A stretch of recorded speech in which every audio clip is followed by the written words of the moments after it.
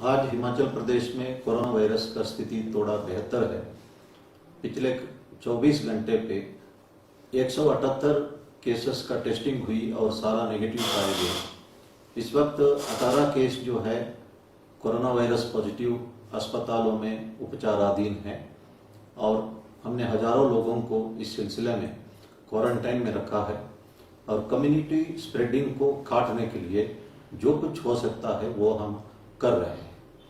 इस वक्त public places में मास्क पहनना जो है वो कंपलसरी है और पब्लिक प्लेसेस में थूकना भी सख्त मना है।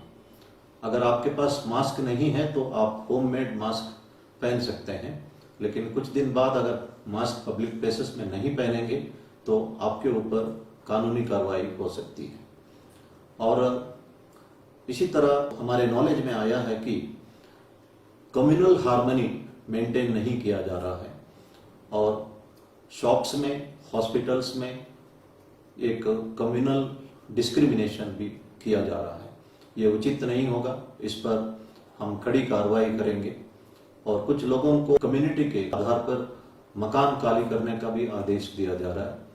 ये भी सही नहीं है।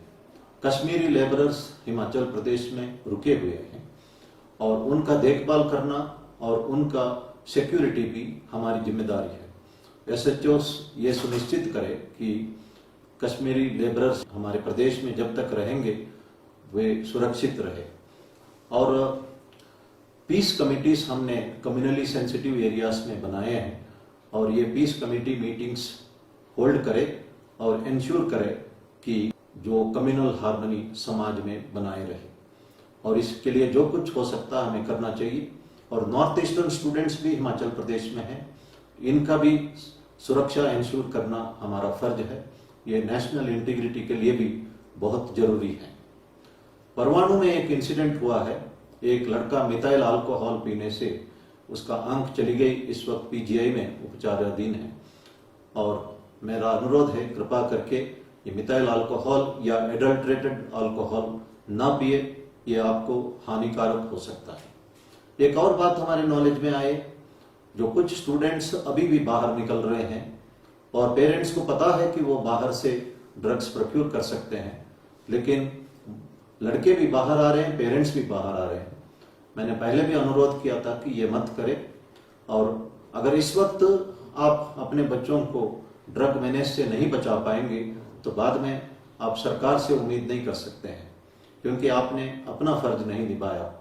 इसी तरह जो भारत सरकार ने एक अनुरोध किया है कि जो जूम एप्लीकेशन लैपटॉप में या मोबाइल में इस्तेमाल ना करें और अगर इस्तेमाल करना है तो बहुत ज़्यादा सिक्योरिटी प्रिकॉशंस लेना है, लेकिन ऑफिशियल जो कन्वर्सेशन है, वीडियो कॉन्फ्रेंसिंग है, उसमें इस्तेमाल नहीं करना है।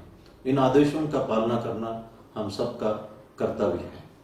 और इसी तरह कोविड-19 के बारे में कई तरह का जो एप्स होता है जो अनऑथराइज्ड, उसको डाउनलोड करने से आपके मोबाइल के तमाम डाटा जो है वो हैकिंग हो सकती है।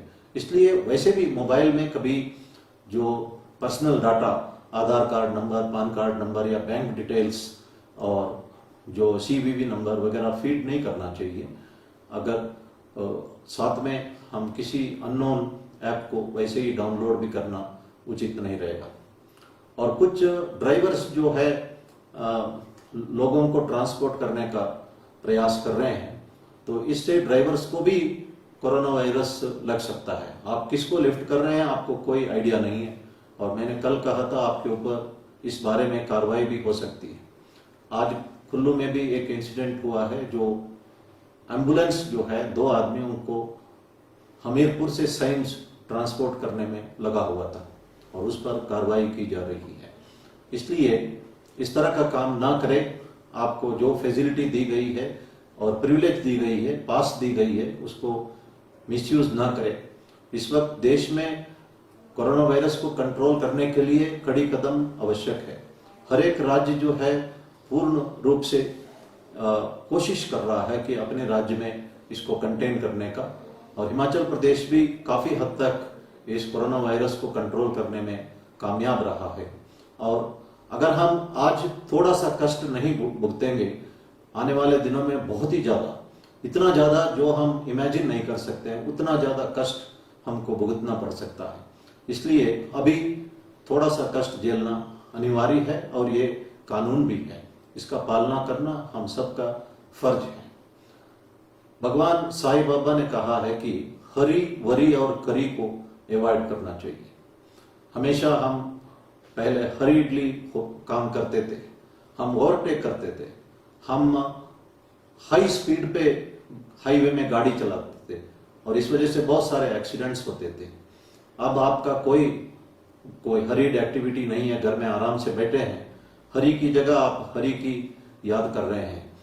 और दूसरा चीज जो वरी है, वरी हमारा हेल्थ को खराब कर सकता है। जो हमारा द्वेष की भावना है, इसको ये हमारा अंदर डैमेज करता है। इसलिए माफ करना, भूल जाना हमेशा उचित रहता है। एक पानी का ग्लास को अगर आप 5 मिनट होल्ड करोगे दर्द होगा, अगर 24 घंटा होल्ड करोगे तो बहुत ही ज्यादा दर्द होगा। इसका एक ही सोल्यूशन है, ग्लास को नीचे रखना। ये हम नहीं कर रहे हैं। हम कई बार द्वेष की भावना या एंगर जो है अपने अंदर होल्ड करते हैं, यह हमको डैमेज करता है।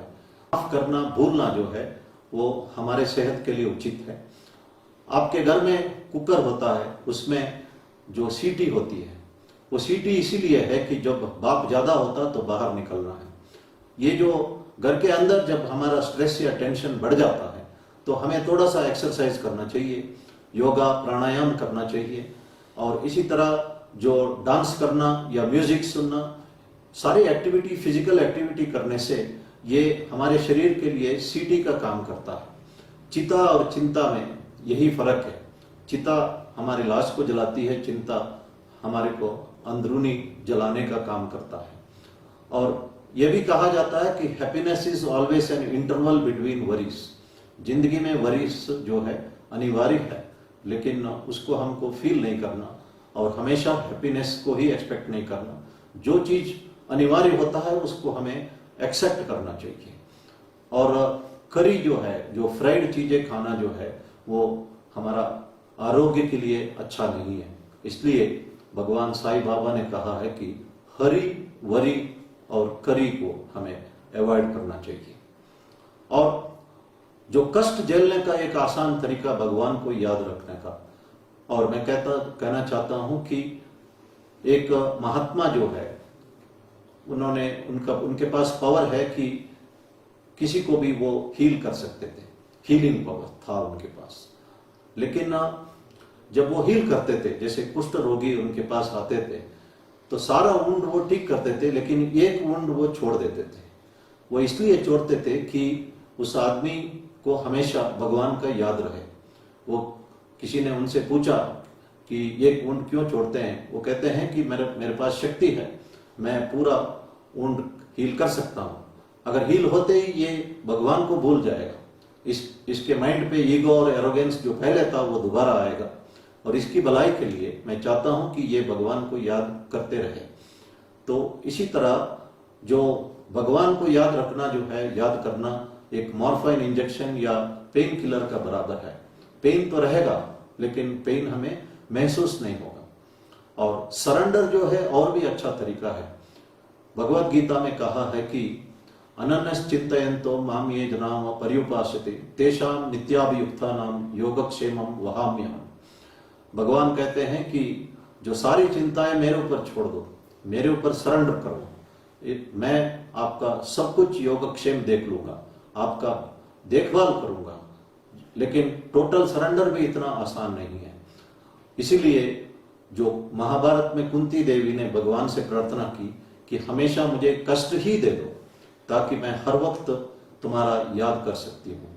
तो हमें इस वक्त ये सब तरीका अपनाने से जो कष्ट भुगतना ही है उसको हम ऐसा भुगत सकते हैं कि जो भुगतना हमें महसूस नहीं होगा। धन्यवाद। जय हिंद।